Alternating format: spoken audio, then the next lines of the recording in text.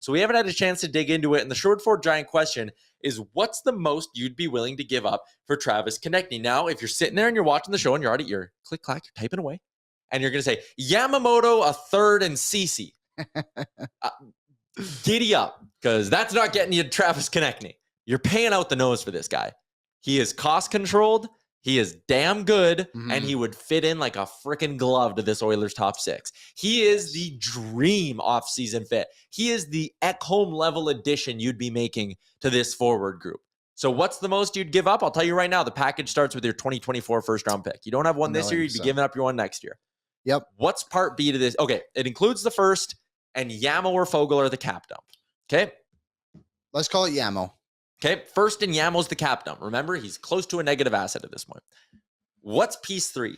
Is it Raphael Lavoie? Probably not even close to enough. No, not enough. Is it Xavier Bourgault?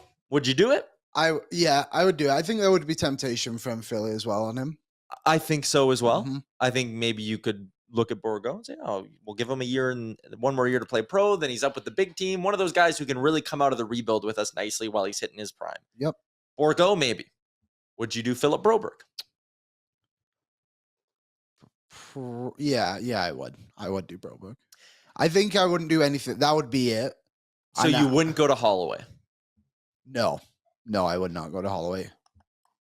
If I even went to Broberg and I was giving up Yamo, Broberg, and the first, Yamo's not a positive asset, right? Like, yeah, that's fair. Philly. Yeah, I was gonna say maybe you ask them to keep like just a tad bit of money.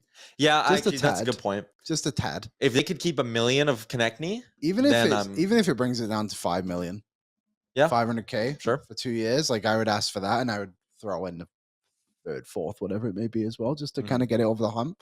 But I would not trade Dylan Holloway because I think you need to get rid of Foegele. Yeah. Tyler Mulick said him or Wilson would be great. Yeah, mistaken Mexican Yamo in a second. It's not even close. Sergeant Battle says he would do Yamo the first and Bourgault. Dave is in. He agrees with that one. So Baked says first Yamo Lavoie again. I don't think that's going to be quite enough. I know you followed up on that as well. Davin says he had a dream Holloway got traded. So whoa. Oh, would it be a nightmare? Dun, dun, dun. Stay tuned. We'll find out.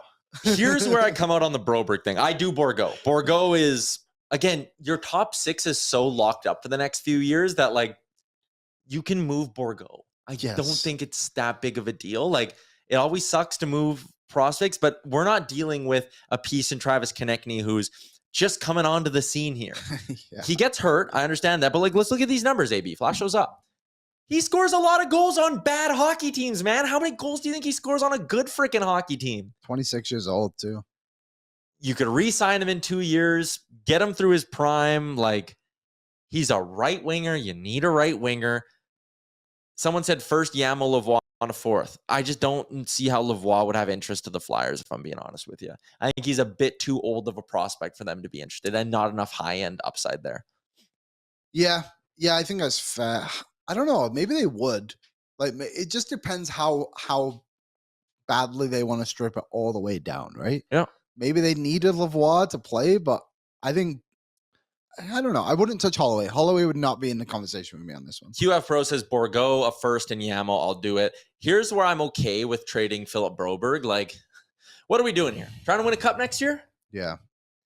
Philip Broberg's your 4th best left shot defenseman. Yes, and he's not getting ahead of those guys unless there's a mighty fall off from somebody. Yeah. Or a huge step forward from Broberg that we haven't seen yet. But this isn't, he's very young. I do think Philip Broberg is going to be an NHL defenseman. As the year went on, I was less convinced he'll ever be a top 3 defenseman, right? Either a guy who's going to play on a top pairing, which would be a 2, or a number 3, which I always describe a number 3 as like someone who can be a damn good second pairing D-man, right? I think he could maybe be a 4 one day. I give that up to get 2 years of Travis Konecny, man. Yeah, me too. 1,000,000%. Travis Konecny makes your team better today. Broberg, he's just not doing that right away. And it sucks, right? Because you'd spend time, you draft, develop these guys. You would love to have Philip Broberg hit and be a top 4 guy next year, but at some point, you need to make a decision on him.